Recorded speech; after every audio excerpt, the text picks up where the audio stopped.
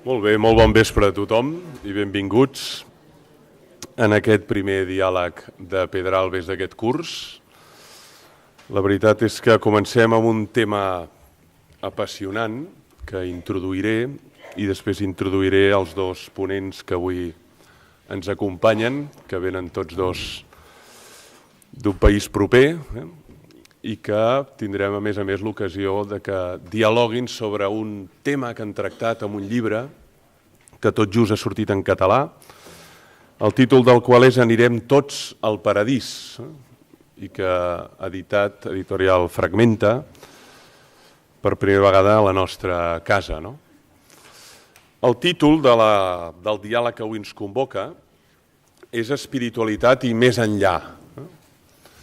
De fet, el que volem aprofundir és el que tècnicament en diríem en l'escatologia. Ja saben que l'escatologia és aquella disciplina de la teologia que té com a finalitat explorar sobre allò que podem esperar després de la mort. Doncs bé, les dues persones que avui ens acompanyen, cada una des de la seva disciplina, que són disciplines molt distintes, aprofundeixen precisament en el relat del més enllà, en allò que podem esperar.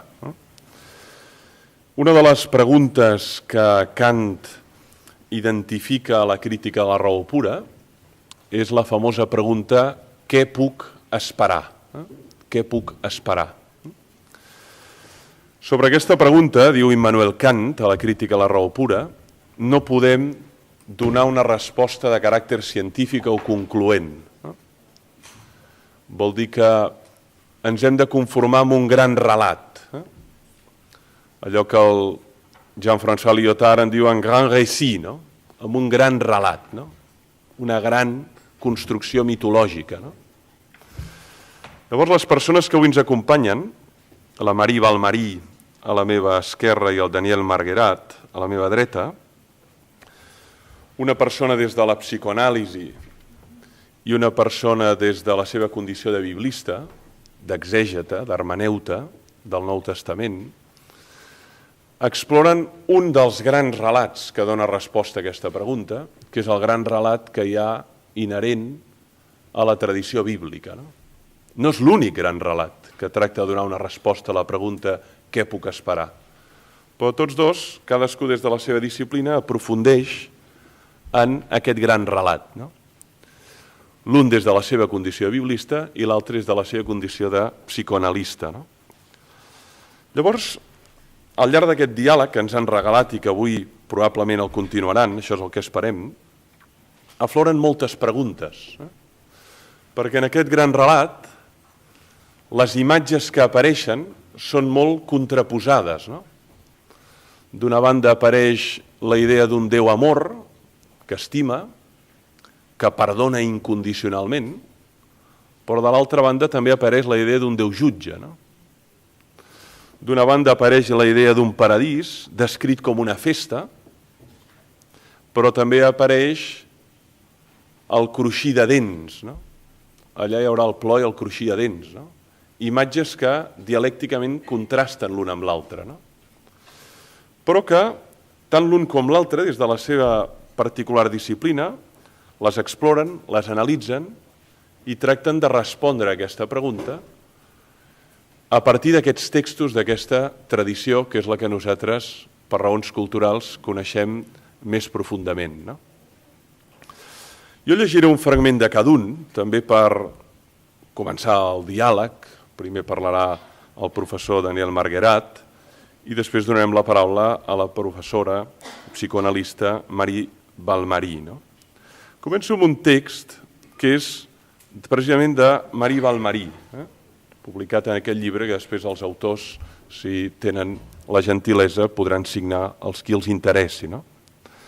Diu, després d'haver desnonat tan clarament aquell fals Déu, jubilat el fals pare, el pare totpoderós per la fragilitat infantil, i també el monstre, l'ogre, trobarem el Déu que val la pena de conèixer, el jutge que no tindríem cap por de trobar, aquell que en comptes de crear-nos dificultats ens testifiqui que nosaltres, mortals, som reconeguts com a divins i esperats en el paradís? El professor Marguerat, des de la seva subtilesa d'exègeta i analista, especialment dels textos neotestamentaris, reflexiona també sobre una de les qüestions més controvertides que hi ha en l'escatologia, no? Que és la qüestió de l'infern, de la possibilitat de l'infern, de la legitimitat racional de parlar de l'infern i d'un Déu que perdona incondicionalment, no? I diu en un dels fragments del llibre, el professor Marguerat, diu, el perdó és alliberador o no és perdó. La croada contra la culpabilització judeocristiana s'hauria de posar a estudiar els textos, si no vol fixar-se més que en les derives patològiques del cristianisme. Qui sap si, a còpia d'escoltar el Déu que parla més fort que la nostra consciència, més alt que els nostres remordiments, potser descobrirem al final que el pecat més gran de l'individu és menysprear-se ell mateix. Per tant, són dues mirades, jo que he tingut ja el plaer de llegir atentament aquest text, que ens ajuden a deconstruir alguns relats sobre aquest més enllà, o fins i tot a interpretar d'una manera més creativa, no tan tòpica i estereotipada, els grans temes escatològics, no? Infern, purgatori, cel, judici final, tot aquest conjunt d'afirmacions que hi ha en els textos sinòptics, Joan, en els Fets dels Apòstols, no?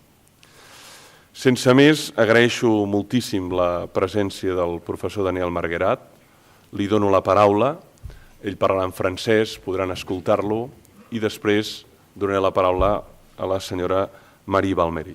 Endavant, senyor Marguerat.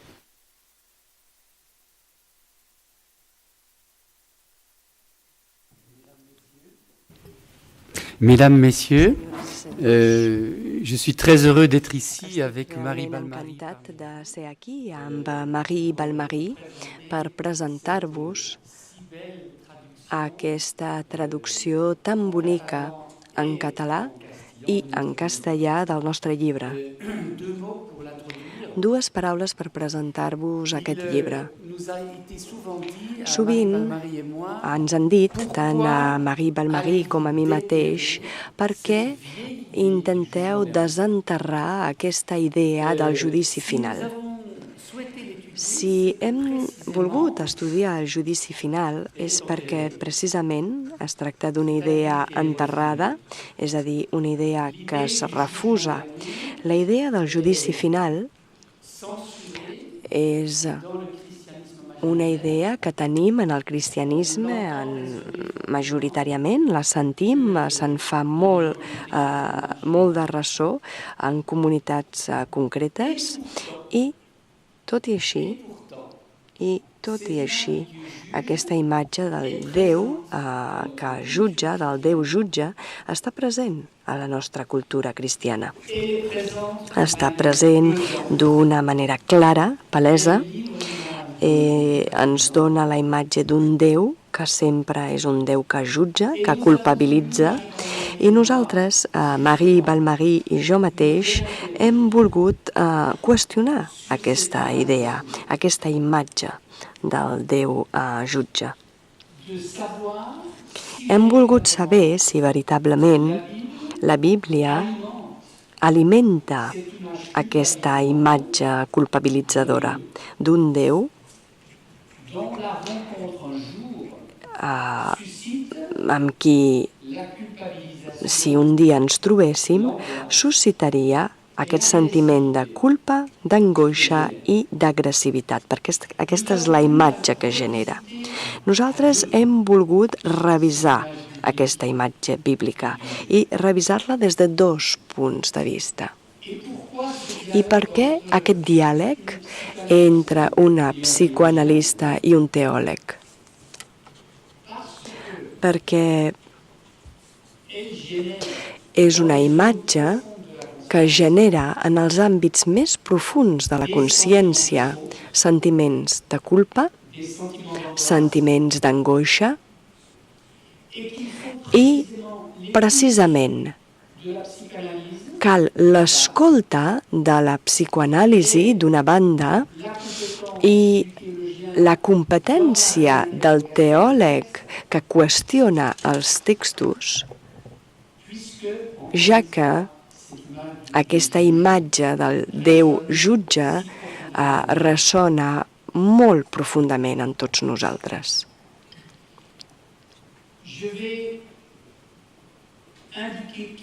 Indicaré 3 dels descobriments que nosaltres hem fet abans de comentar-los més a fons.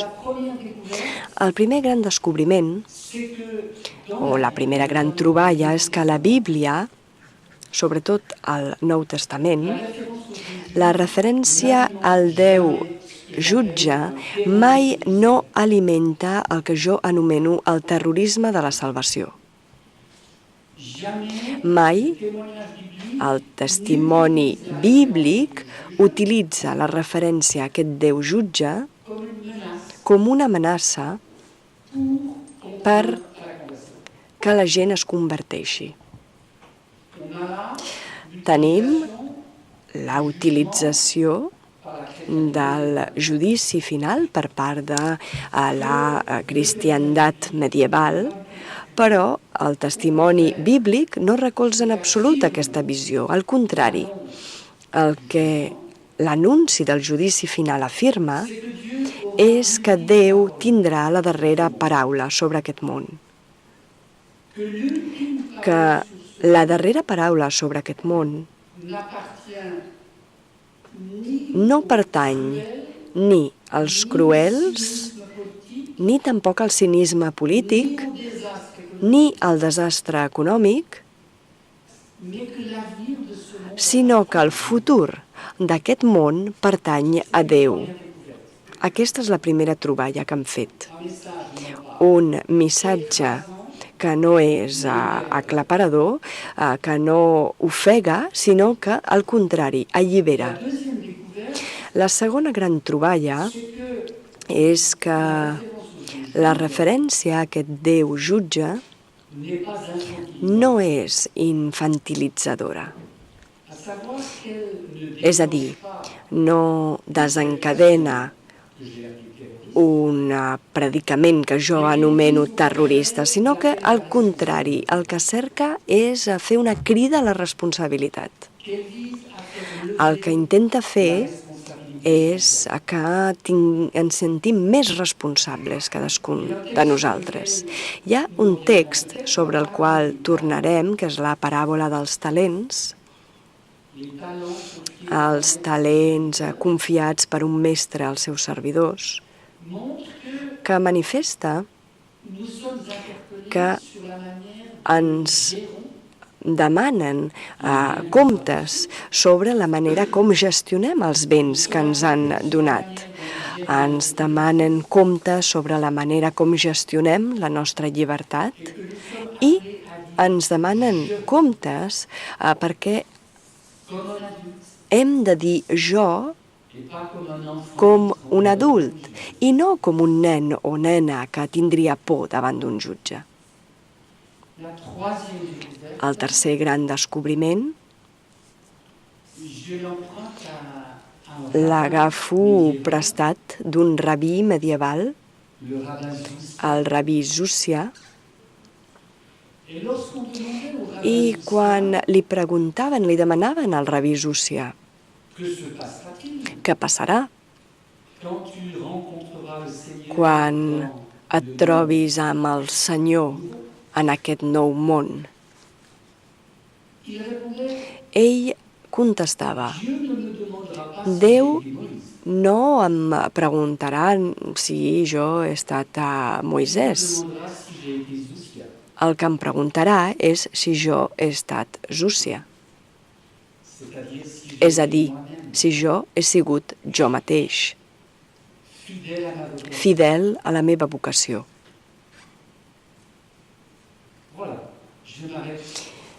I això és tot pel que fa al començament. Moltes gràcies. Madame Almery, vous avez la parole.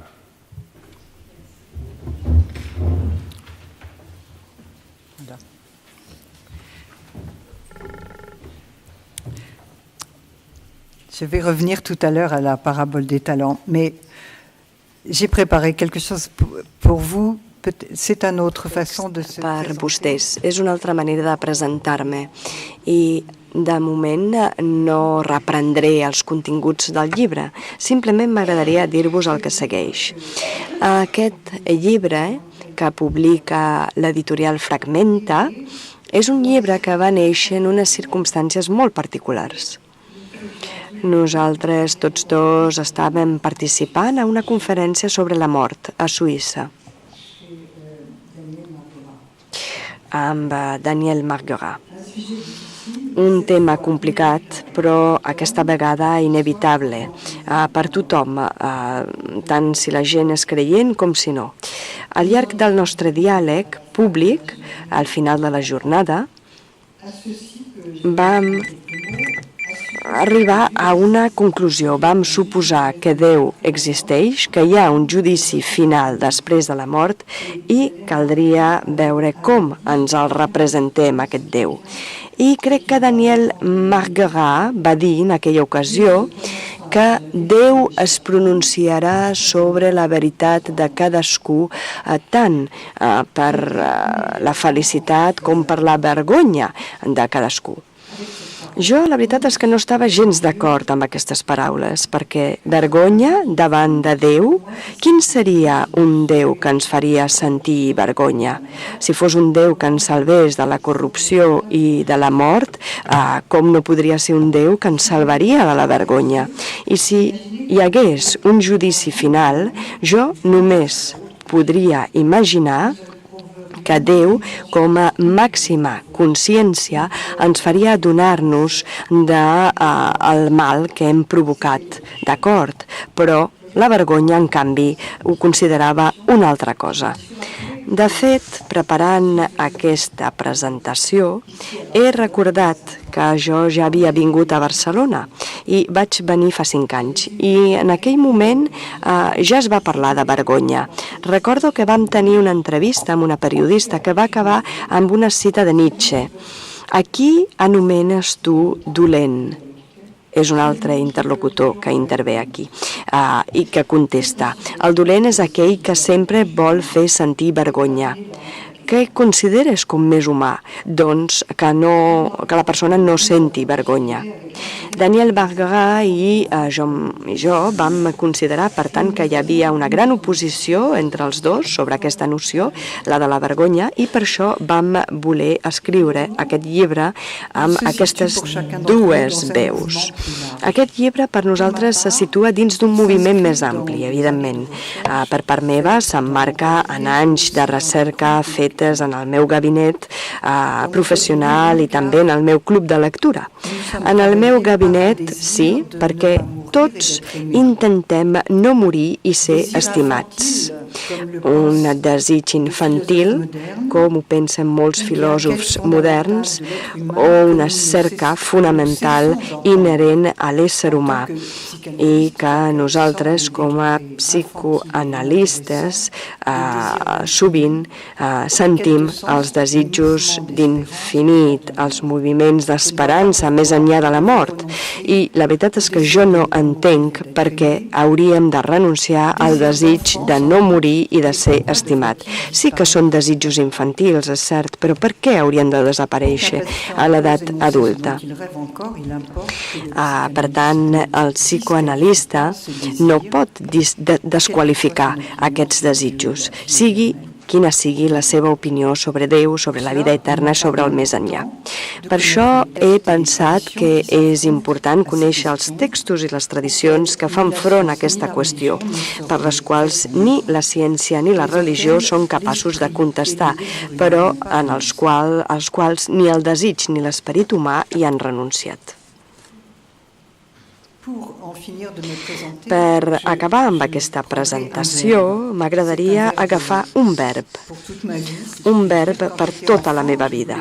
Quan jo era petita, volia ser música. volia poder interpretar Bach, Mozart, però aquesta via professional no se'n va presentar. Sí que és cert que continuo sent una gran amant de la música, però quan em vaig trobar uns quants anys després, com a psicoanalista, vaig tornar de nou a aquest mateix verb, la interpretació, interpretar.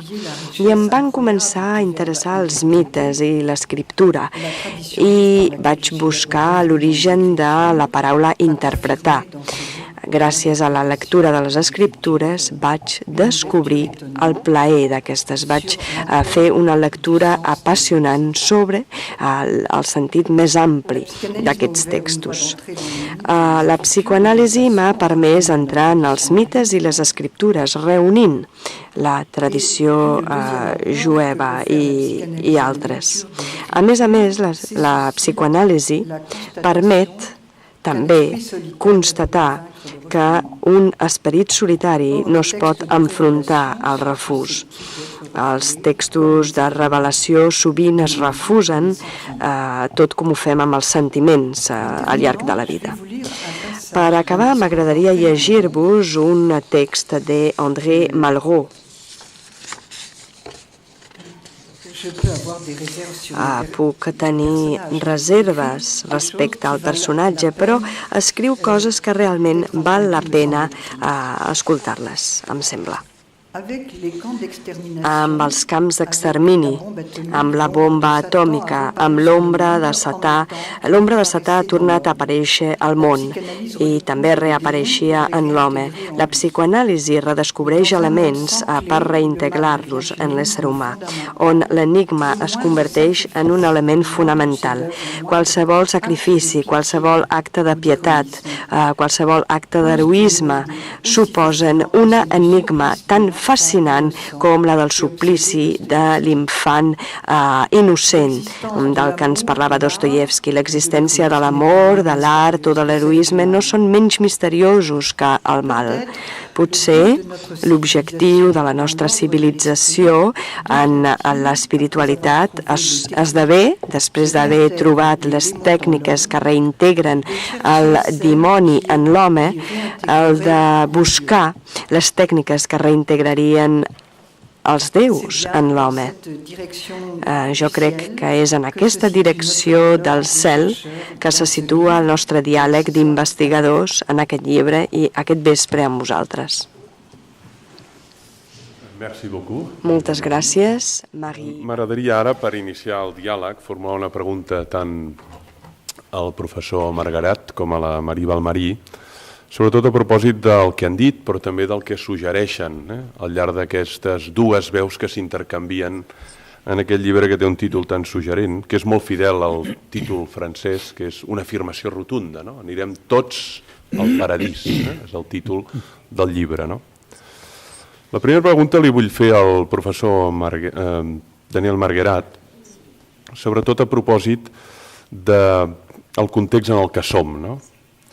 S'ha escrit que nosaltres vivim una cultura presidida per la mort de Déu i per la desfeta dels grans relats fundadors.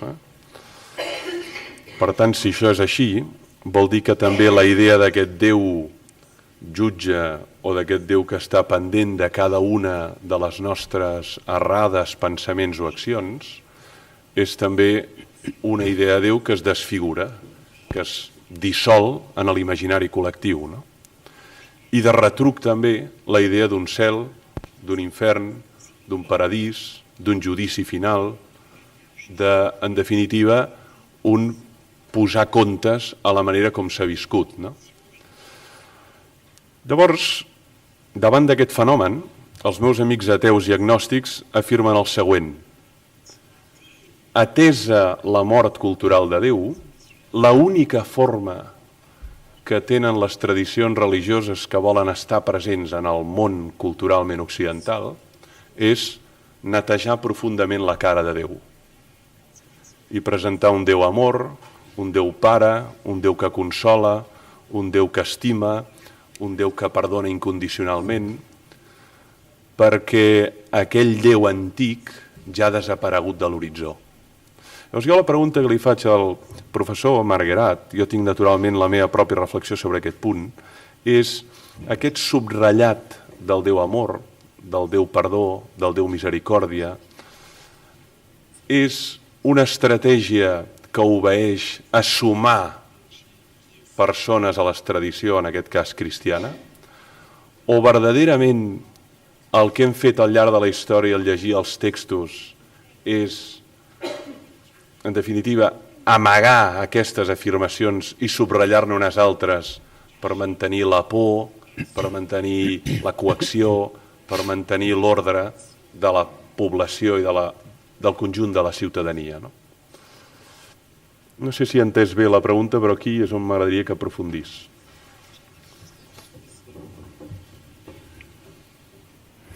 Oui, merci. Sí, moltes gràcies. Merci pour ces réflexions. Moltes gràcies per aquestes reflexions la mort de Dieu sobre et la la mort façon de dont Déu aujourd'hui i la manera se posent les com questions de avui spiritualité. es planteja la qüestió de l'espiritualitat. Je crois qu'effectivement, nous vivons une Crec que, situation dans laquelle, vivim en una durant environ situació 20 ans, on durant 20 anys il a été répété, s'ha repetit, notamment par les médias, sobretot en els mitjans de comunicació, que Déu havia les mort, églises se vidaient que les esglésies es buidaven et que la religion n'avait i plus que la d'avenir. religió ja no tenia cap futur. Nous nous rendons compte Nosaltres ens adonem ara que, en absolut, et que ce discours était i un que aquest discurs era un discurs superficial, à savoir que s'il y a effectivement que si efectivament désaffection hi ha una certa desafecció respecte als grans discursos històrics sobre Déu, i en aquest sentit estic d'acord amb vostè, una desafecció cap a les grans institucions històriques religioses, la quête de spiritualité la cerca de l'espiritualitat et les demandes de i spiritualité les demandes ont d'espiritualitat rarement été rarament aussi nombreuses han sigut et vives tan qu'aujourd'hui. nombroses i han estat tan vives com avui. Simplement, Simplement, les chemins de els spiritualité camins, les vies cap a l'espiritualitat agafen formes més individuals, combinen diferents ofertes religioses et ce qui i effectivement el que efectivament s'ha esfondrat és la confiança que es tenia en una institució, qu'elle soit catholique ou ja sigui catòlica o protestant, de vous livrer l'ensemble de lliurar-nos tot el conjunt de les creences, comme un paquet à com si prendre. fos un paquet que hem d'agafar. Sur la question Pel que fa du jugement, al tema del judici final, le projet de notre livre el projecte del nostre llibre n'est précisément pas de dire no és precisament dir deixeu-lo de banda, Dieu est tout amour. Déu és tot amor. Il s'agit au contraire Al de contrari, revenir es tracta à l'image de de Dieu tornar a la imatge de Déu tel que les textes fondateurs, tal les i textes com ens la presentaven els textos bíblics, els textos fundadors. bibliques. Or, s'il faut Ara bé, revenir au Dieu juge, si cal tornar al Déu jutge, c'est que dans la Bible et en particulier és dans le Nouveau perquè a la Testament, Bíblia i concretament al Nou Testament, le jugement est une phase el judici constitutive de Dieu. final és una fase constitutiva de Déu. Nous ne pouvons pas parler No du Dieu podem biblique parlar del Déu bíblic en faisant l'abstraction du jugement. fent abstracció del judici final. Mais il faut revenir, Però et j'aime cal bien votre image tornar, du i en nettoyage. aquest sentit m'agrada molt aquesta imatge de la neteja del rostre diví, perquè jo crec que hem de tornar En deçà de ce que la chrétienté médiévale a, a fait du jugement, més enllà del que el cristianisme medieval va dir sobre el judici final, una autèntica predicació terrorista, un predicament terrorista, i jo crec que hem de tornar al que es diu sobre el Déu jutge. Dieu Déu est celui de l'amour És inconditionnel, el de l'amor de incondicional, l'accueil el inconditionnel. de l'acollida incondicional. Mais il est en même temps però alhora és un Déu de veritat. Et I comme dans l'amour des parents, com en l'amor que els pares senten cap als seus fills, l'amour l'amor incondicional a besoin necessita, pour son équilibre per poder tenir equilibri, d'une parole de vérité. necessita una paraula de Et veritat. d'une parole de vérité qui peut I dire una paraula de veritat que pot dir tu estàs en perill, ou bien o tu te trompes, tu t'equivoques, ou bien o tu es en train de te perdre tu toi-même. t'estàs perdent a tu mateix. C'est cela la parole de vérité. Això és la paraula de Pas la veritat. condamnation, No la condemna, mais la parole qui sinó la paraula que la revela vérité d'une existence. la veritat d'una existència. Donc, il Per s'agit tant, effectivement es tracta de efectivament montrer comment de nous, mostrar com dans notre rapport à Dieu, nosaltres, en la nostra relació amb Déu, l'offre d'amour, com hi ha una oferta d'amor i de veritat. sur le titre, Un altre comentari sobre el títol del llibre. Tots anirem al paradís. j'ai été très M'ha... hésitant à accepter He ce dubtat molt, he vacil·lat molt a l'hora d'acceptar aquest títol, perquè jo, al començament del llibre, cite cette chanson de Michel cito Polnareff, aquesta cançó de Michel Polnareff, On ira tous au paradis. On ira tous au paradis, anirem tots al Mais paradís. je la cite Però précisément la comme cito une precisament image de banalisation du jugement. com una imatge de banalització del judici final. Et en disant que le Dieu qui I n'est dient qu'amour que el Déu, que només és amor, n'est pas différent d'un no chat és qui ronronne sur le diferent radiateur. d'un gat que està en un radiador i que se sent a gust.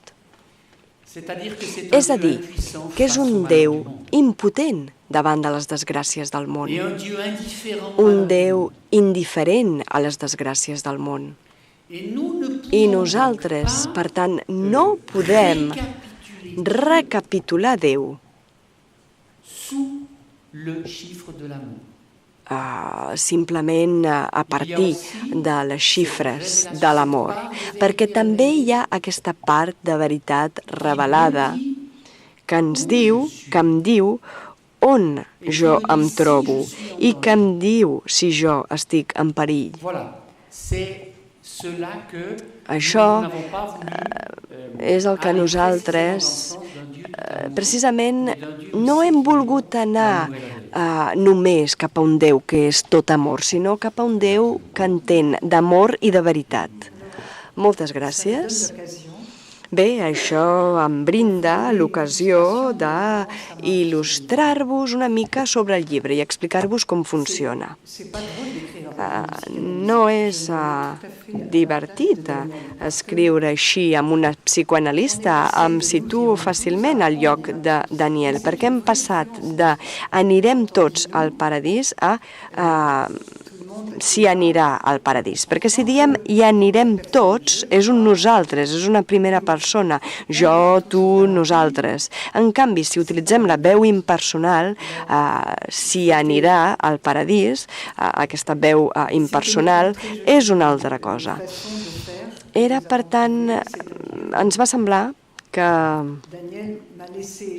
Daniel Marguerat em va deixar ocupar el meu lloc com a psicoanalista, que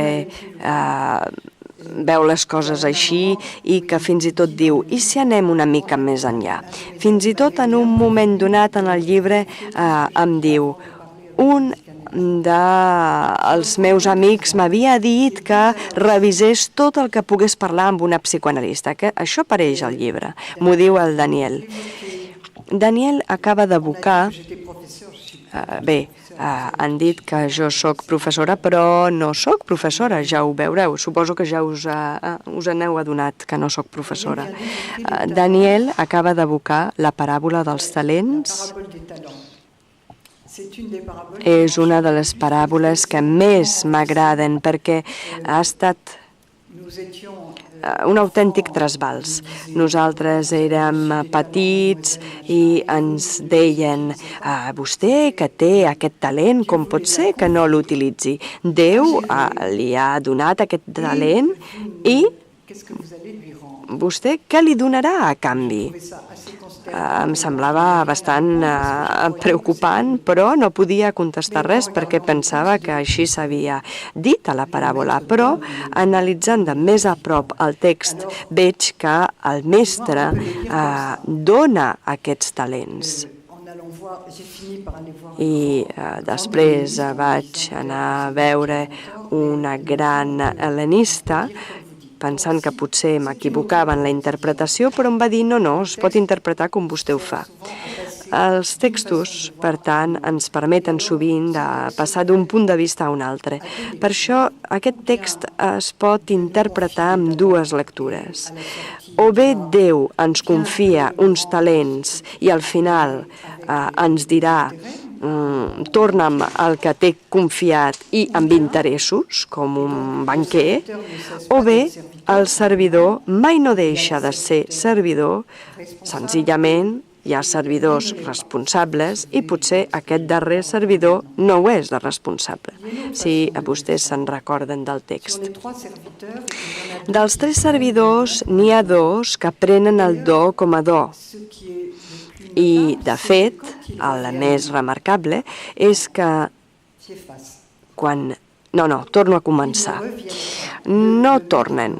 El mestre no torna. Bé, però no l'esperaven, havia marxat del seu poble, i bé, i aquí també s'hauran de prendre decisions sobre el sentit.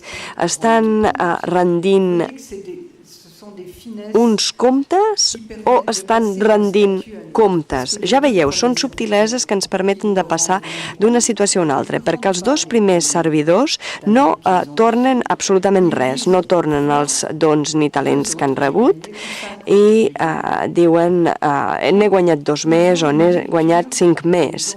Per tant, és una lectura dels talents del mestre, que és una lectura basada en la transmissió, que es revelarà com una lectura de transformació per ells, ja que el mestre li diu al servidor està bé, ets un fidel servidor, per tant pots entrar en l'alegria del teu mestre.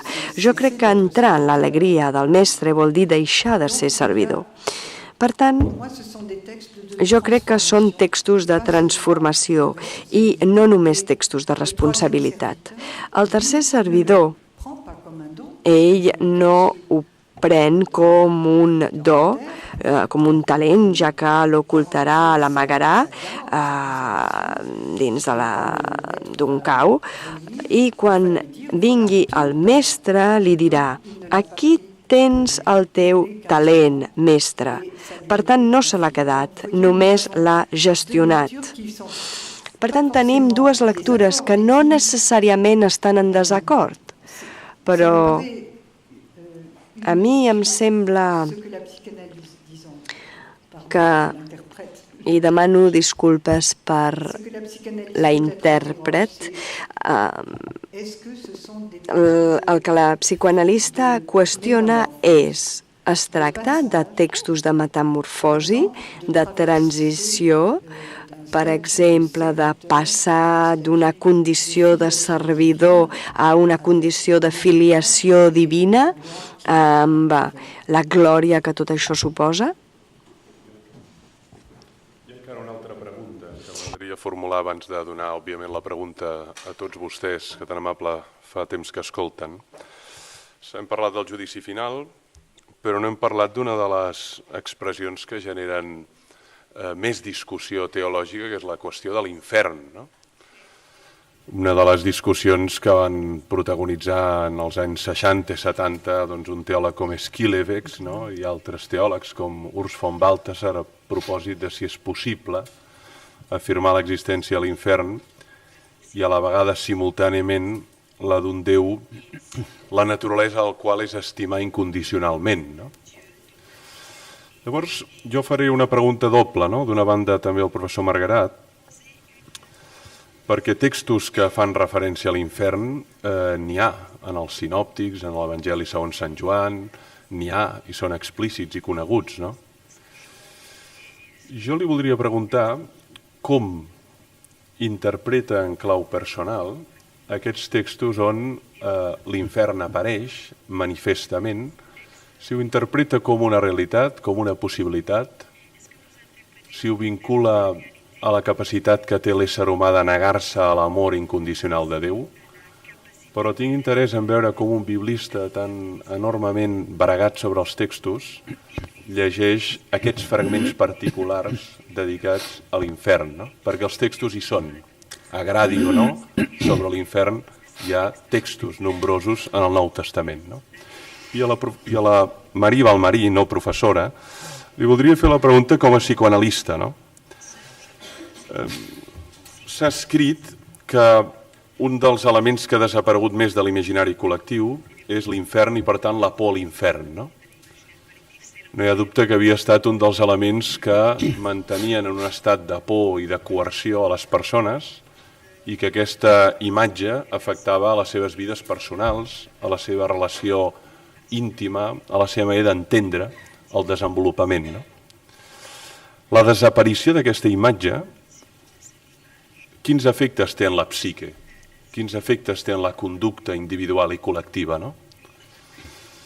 No hi ha dubte que per alguns pot ser el començament d'una ètica autònoma, independentment del càstig o del premi, però per altres la desaparició d'aquesta imatge pot significar la caiguda en el tot s'hi val, atès que no hi ha condemnació. Per tant, m'agradaria veure els efectes que pot tenir la desaparició en l'imaginari col·lectiu d'aquesta imatge en les conductes individuals i col·lectives. Una com a psicoanalista m'agradaria que l'expongués i l'altra com a professor i biblista Daniel Marguerat.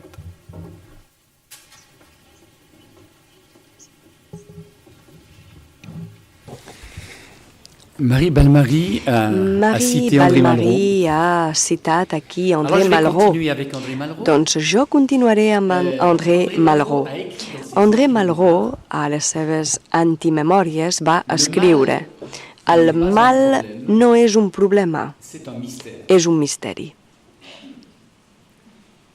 I penso que podem traslladar aquesta reflexió al més enllà.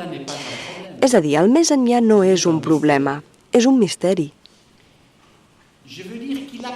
El que vull dir és que correspon a la nostra humanitat no tenir coneixements sobre el més enllà. De fet, la Bíblia no ens dona cap coneixement sobre el més enllà, ja sigui el paradís, l'infern, el cel, el purgatori, les descripcions que ens venen al cap.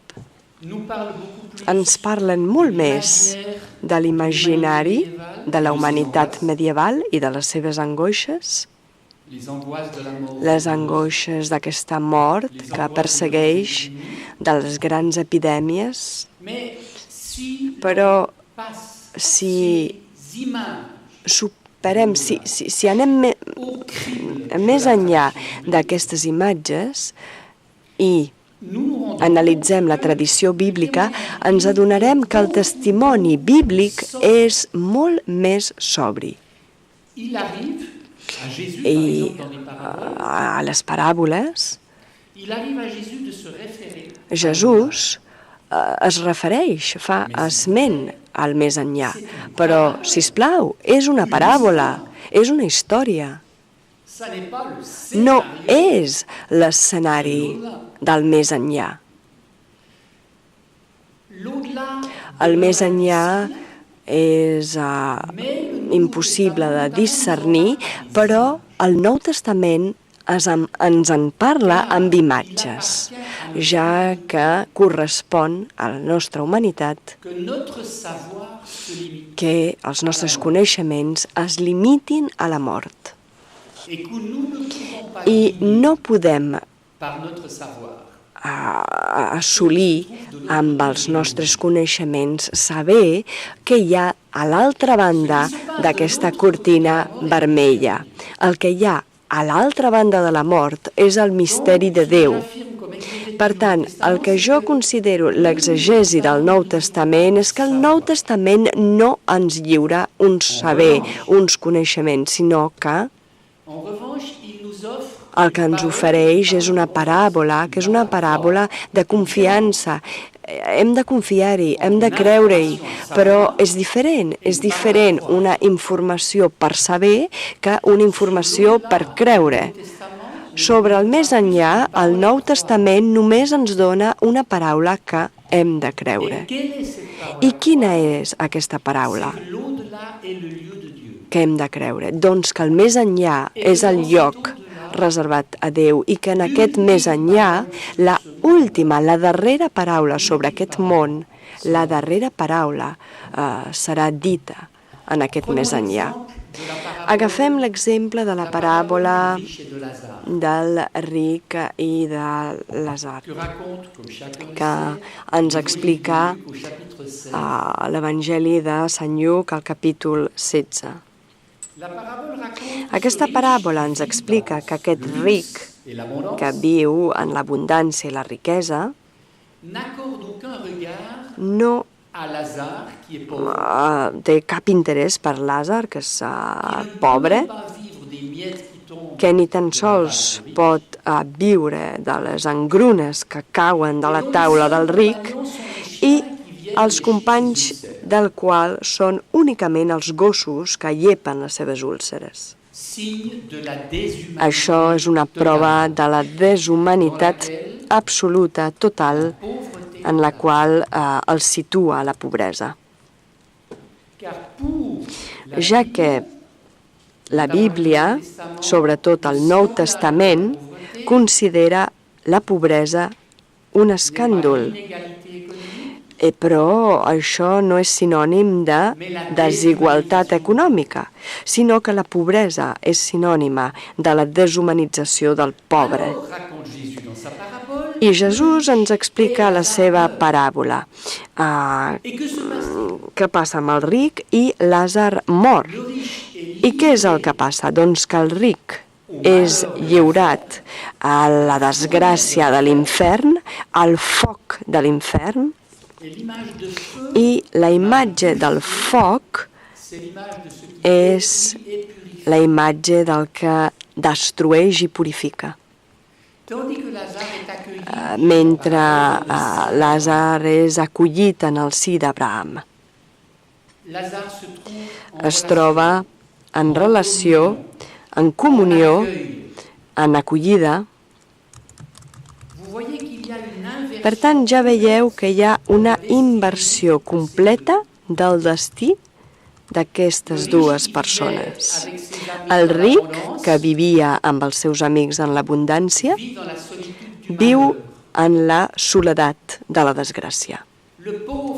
El pobre Llàtzer, que vivia sol i abandonat i deshumanitzat, viu en l'acollida i la relació, en el sí d'Abraham. Amb aquesta paràbola del ric i de Llàtzer, Jesús no ens diu com succeirà tècnicament, sinó que ens presenta una història que diu la veritat d'una vida es revela en el més enllà i aquesta veritat d'una vida com en un mirall intenta interrogar-nos avui sobre la manera com nosaltres gestionem tant les riqueses que tenim, que hem rebudes, que ens han estat donades, i també les relacions amb el pròxim. Per tant, la imatge del més enllà ve per aquest efecte com un mirall que ens diu Déu pronunciarà la veritat sobre les nostres vides amb l'objectiu que avui ens qüestionem la nostra manera de gestionar la nostra vocació.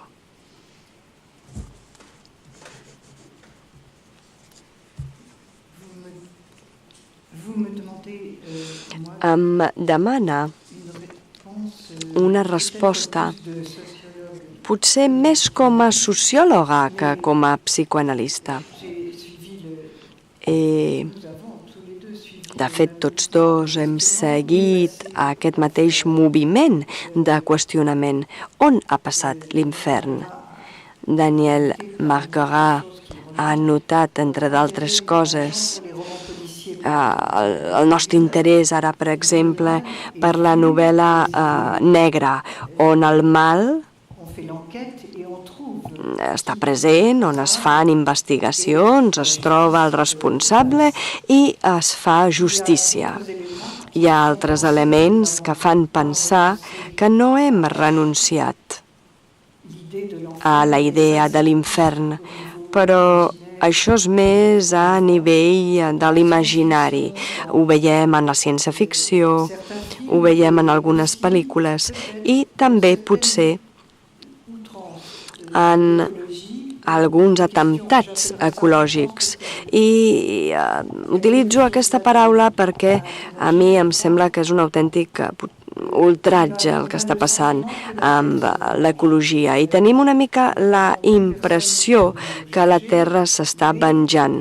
Ja no tenim ningú que es jutgi, però encara tenim el planeta, el món, que vindria a destruir-nos perquè nosaltres l'hem destruïda primer. Hi ha veritats molt acceptables en aquest qüestionament del malbaratament i destrucció del planeta, però crec que s'afegeix quelcom més. D'altra banda,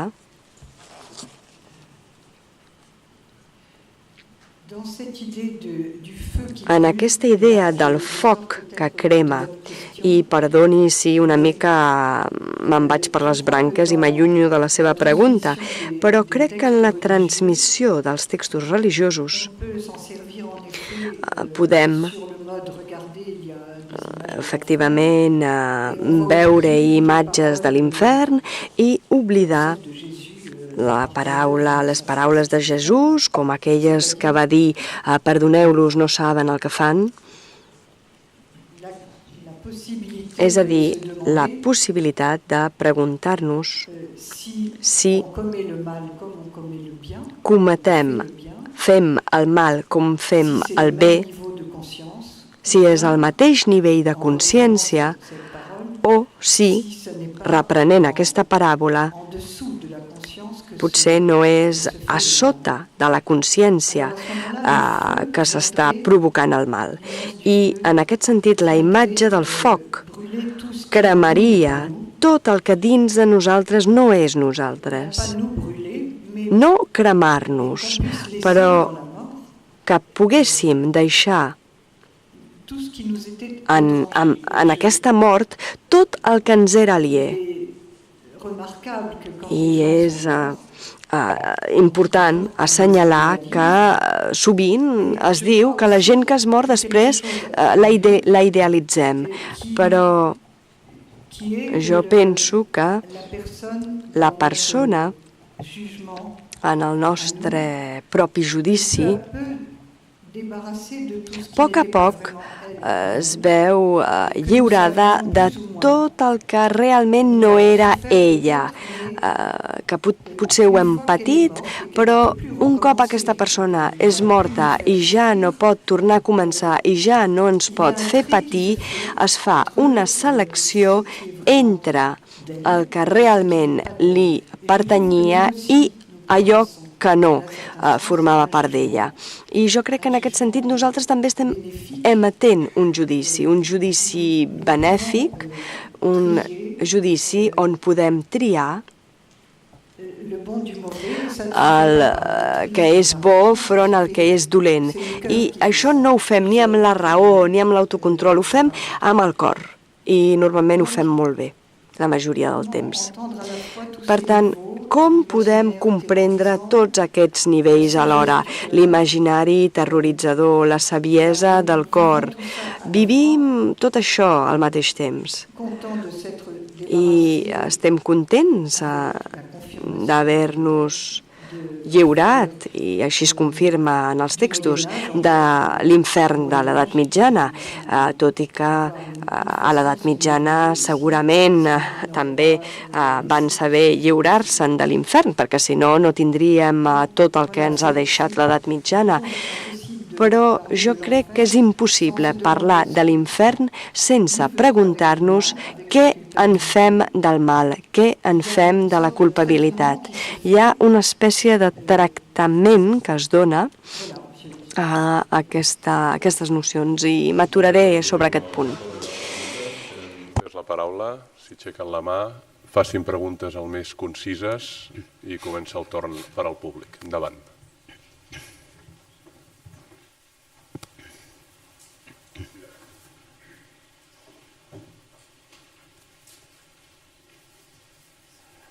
Agrair profundament l'exposició que han fet els dos.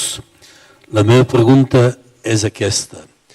Les narracions de les paràboles, dels mites, no són expressions del nostre profund de l'ésser humà posat en paraules. És a dir, que allò que apliquem a Déu és en el fons allò que és l'home mateix, que és incapaç de veure-ho, de viure-ho i expressa en paraules a una realitat que creu que no és ell, quan al fons és el mateix home, una projecció profunda del ser humà.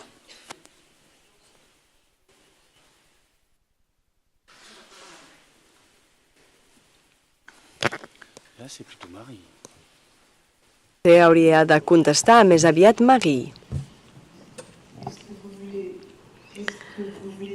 Vol dir, senyor, que Déu és una projecció, la forma.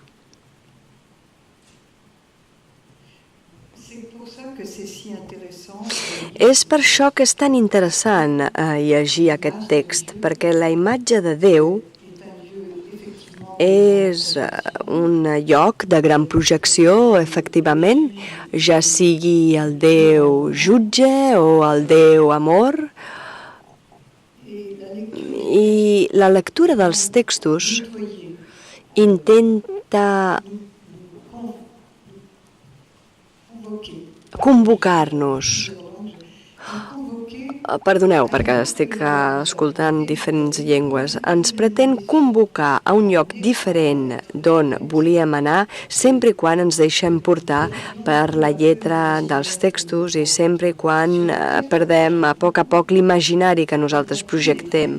I en els textos projectem molt, inclosos els traductors. Hi ha tota una neteja del cel que s'ha de fer i es fa molt millor amb amics i sent uns quants i no pas sol, perquè un sol no pot veure el que projecta el cinema interior. A mi m'agradaria afegir que sí que és cert que qualsevol paraula sobre Déu és també una paraula, són també paraules sobre la condició humana. No podem parlar de Déu sense al mateix temps saber que estem parlant de l'ésser humà. Qualsevol paraula teològica té aquestes dues cares. A partir d'aquí podem, fent una crítica filosòfica radical, podem concloure que qualsevol discurs sobre Déu no és més que una projecció de l'esperit humà. Jo penso que en aquest discurs sobre Déu, la humanitat intenta dir el que la funda i allò que la supera. I és aquí on el discurs és un discurs sobre Déu. No és un discurs sobre la humanitat global, sobre la humanitat mundial, sinó que és el que el permet construir-se i sobretot el que permet que es construeixi aquest discurs front a l'altre. Un exemple. Citem en el nostre llibre unes paraules de l'epístola de Sant Joan que diu: si el vostre cor us acusa, Déu és més gran que el vostre cor i ell ho sap tot. Es tracta d'unes paraules sobre Déu, però que ens diu el més ferotge dels jutges el tenim dins de nosaltres i actua contra nosaltres. Però, contràriament al discurs fàcil sobre la culpabilitat judeocristiana, aquestes paraules el que signifiquen és que hi ha un altre amb A majúscula, hi ha un altre que et pot lliurar d'aquest jutge ferotge que portes dins. I et pot alliberar d'aquest jutge perquè t'estima incondicionalment i perquè no jutja per condemnar, sinó que jutja per emetre una veritat. I és aquí on la paraula sobre Déu m'uneix a allò que em crea, allò que em fonamenta, però també allò que em supera.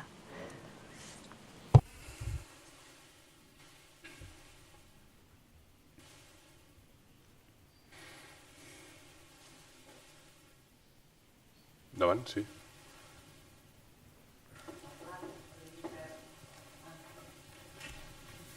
Parlant de l'infern, jo voldria parlar en francès, però no m'atreveixo. Llavors, hi ha una dita en l'Evangeli que diu Jesús, més li valdria no haver nascut. A mi això m'arriba al cor, perquè realment és molt fort.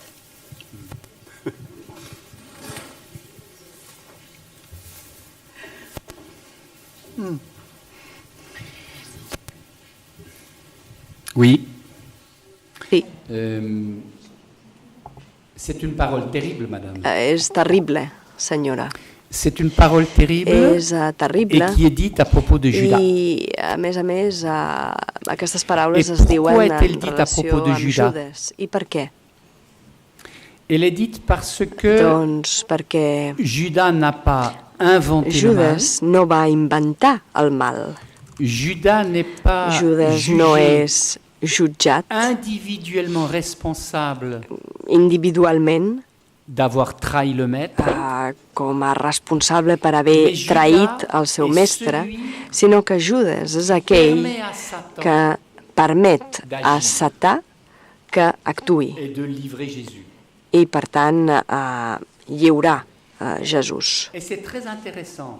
I és molt interessant, perquè això vol dir Il y a que un mal hi qui ha surplombe un l'humanité. mal que una mica està a sobre de la humanitat, que ens Il y a des tyrans politiques. encerneix a la humanitat. Sovint diem que hi ha tirans polítics, que hi ha assassins, que hi ha gent dolenta. Ce que dit le Nouveau Testament, El que ens c'est diu el Nou Testament il és y a un mal hi qui ha nous surplombe. un mal que sí, que el tenim a sobre. Dans l'imaginaire, on va l'appeler En Satan. l'imaginari l'anomenem com a petit Satà démon i el pintem com un petit Mais dimoni, ces représentations ne sont pas però importantes. aquestes representacions no són importants.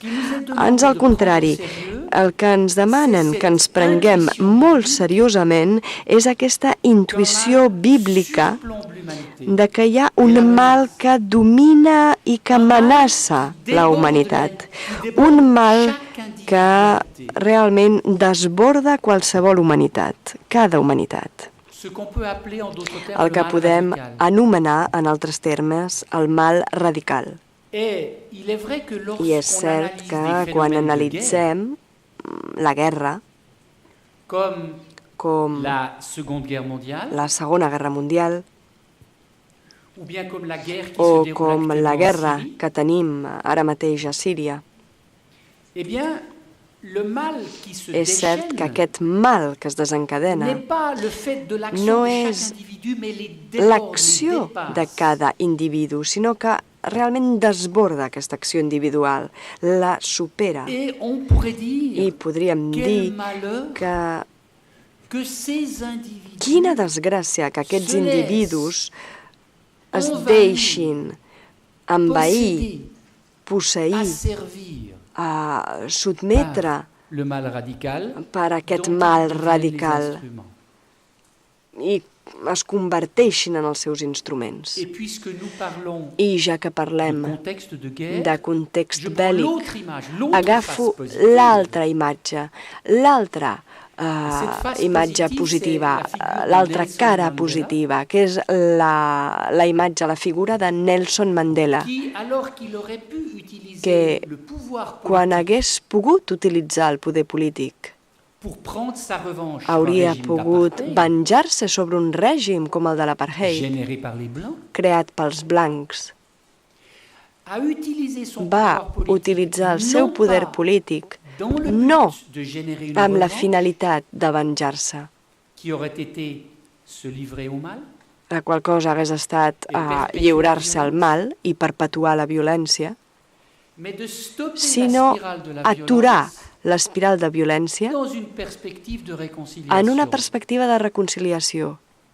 On a là l'autre image Tenim aquí l'altra de imatge quelqu'un, je dirais, d'algú qui a résisté que jo diria que à la tentation de s'ha se faire resistit l'instrument d'un a mal la radical. temptació de convertir-se en Quelle que soit un la instrument manière dont on del va mal se radical, représenter ce mal. ja sigui independentment de com nosaltres ens representem aquest mal radical. Voilà dans quel sens, au fond, Per tant, la en el parole fons, sur Judas, el non que pas es seulement diu qu'il de a Judas au diable, no és només vés-te'n mais de quel malheur amb el ils sont diable, devenus sinó quina desgràcia que ce chemin d'accès s'hagi par lequel le mal convertit radical en la via a atteint d'accés per la qual el mal radical va accedir a la humanitat.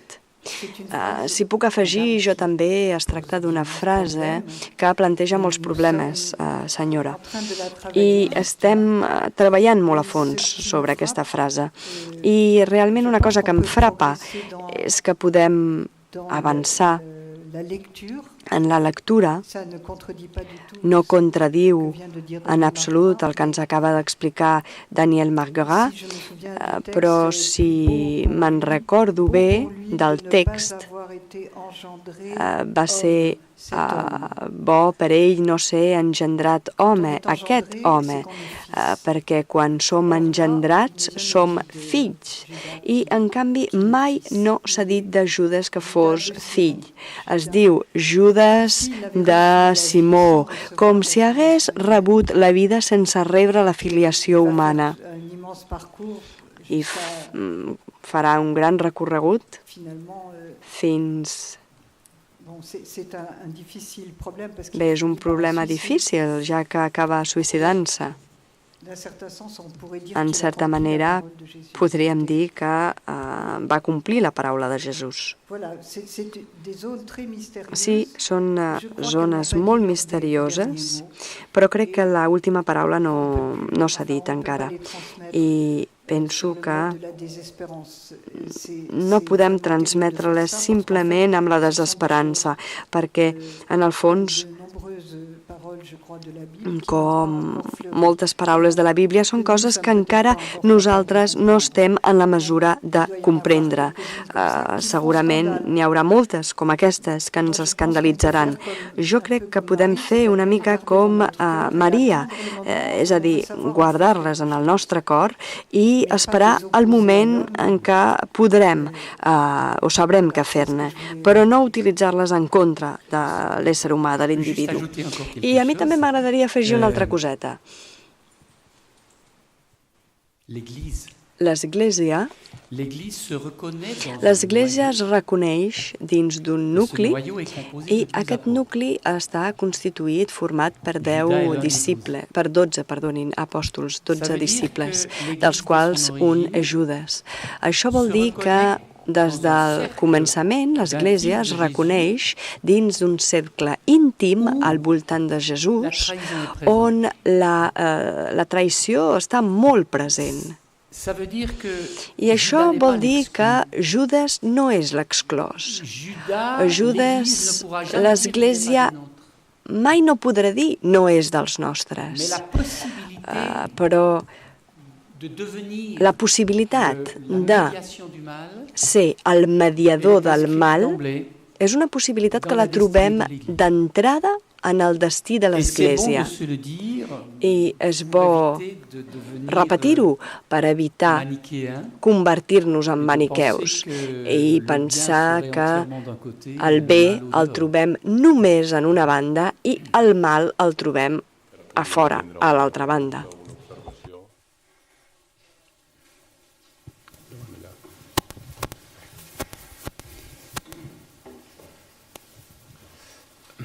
Si j'ai bien compris, vous I présentez he entès bé, vostè presenta un Déu de la veritat, un Déu de la bondat, un Déu que acaba amb aquest jutge tan sever que tenim dins nostre.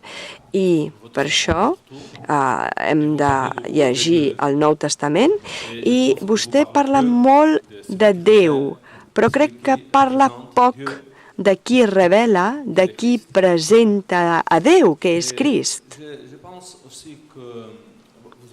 També ha dit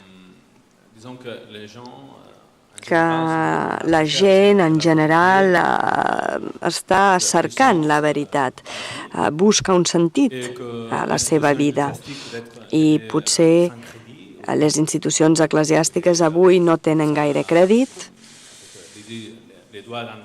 estan una mica, han sortit una mica malparades, però tampoc no ho acabo d'entendre del tot perquè estem en una sensibilitat que malgrat tot és religiosa. Què en pensa? I sobretot, si avui dia qüestionem les institucions eclesiàstiques, m'agradaria saber si també Crist es pot presentar com aquell que revela a Déu i la veritat. Això és el que m'agradaria saber. Moltes gràcies per aquestes observacions.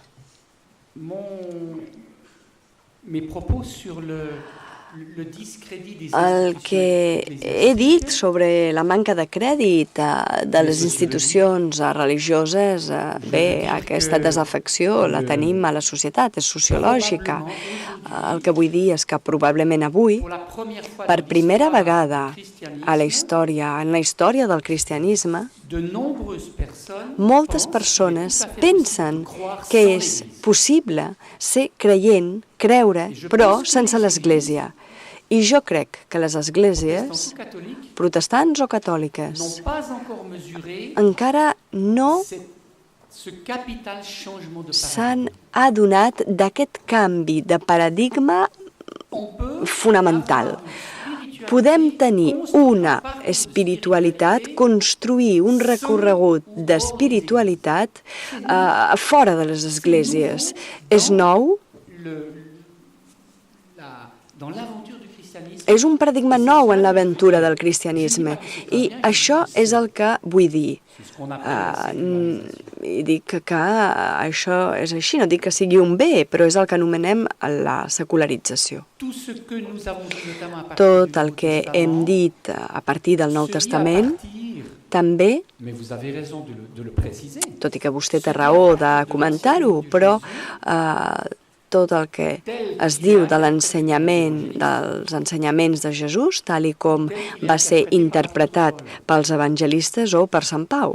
Si jo sobretot he parlat de Déu, és perquè la imatge del judici final, a les nostres cultures, està sobretot ocupada per Déu.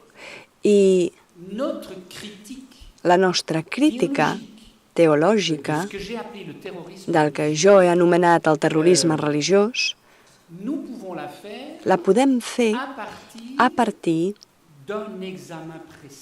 d'una revisió, d'un examen concret del discurs de Jesús. I el discurs de Jesús, d'altra banda, és un discurs que precisament ens manifesta aquesta doble dimensió, la del Déu amor i la del Déu veritat. Moltes paràboles de Jesús ens parlen del judici final, però no se'n parla gaire. Pensem que Jesús ha de ser el portaveu d'un Déu d'amor, però no. Si llegim junts els ensenyaments de Jesús i concretament les paràboles, veurem que no, perquè realment és gràcies als ensenyaments de Jesús que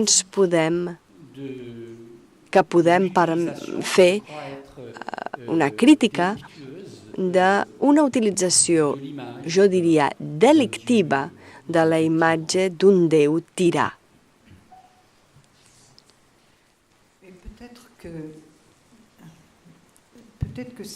Potser aquestes imatges d'un Déu tirà són passatges obligats. No sé, quan pensem en el primer Déu d'Abraham, un Déu que li demana que mati el seu fill, doncs això està més a prop del diable que una altra cosa. Com podem passar d'aquest Déu al Déu que diu no feu mal als infants? Jo crec que és una transició que tots hem de fer d'una manera o d'una altra. El monoteisme, per això és una cosa complicada, perquè no hi ha via alternativa. Si hi ha un Déu únic i és aquest Déu sever, cap a on estem anant? Amb un sol Déu hem de canviar de Déu. Jo crec que, per tant, la revelació de Jesús també és el Déu de l'Antic Testament i també ens hem de situar cap a ell com a fill i, per tant, sense culpabilitat, sense vergonya. Jesús és aquell que sap com estar davant de Déu.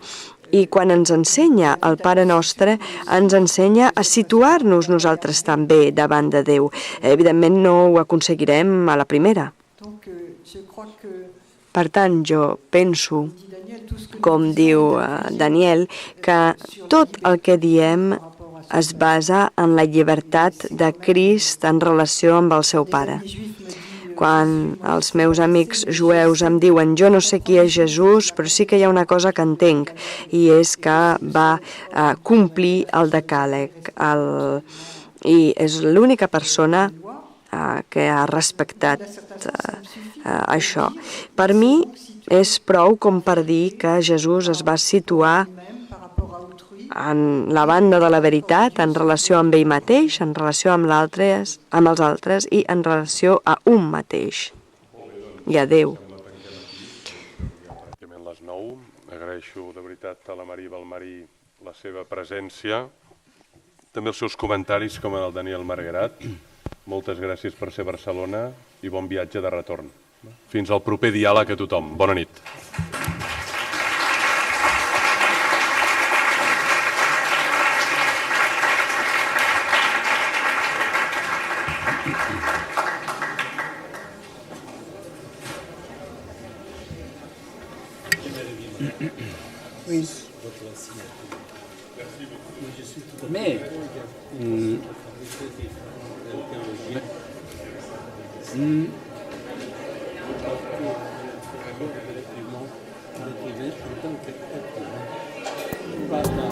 Mais merci. Mais c'est vrai, vous savez, ce qui me revenait en mémoire dans vos... D'accord, je redis quelque chose tout à l'heure. Mais vous aviez... Vous savez qu'il arrive. Oui. Mais il arrive parfois que ce soit le discours des parents à l'égard de leur fils, par reliant leur fils. Et c'est pas ça. C'est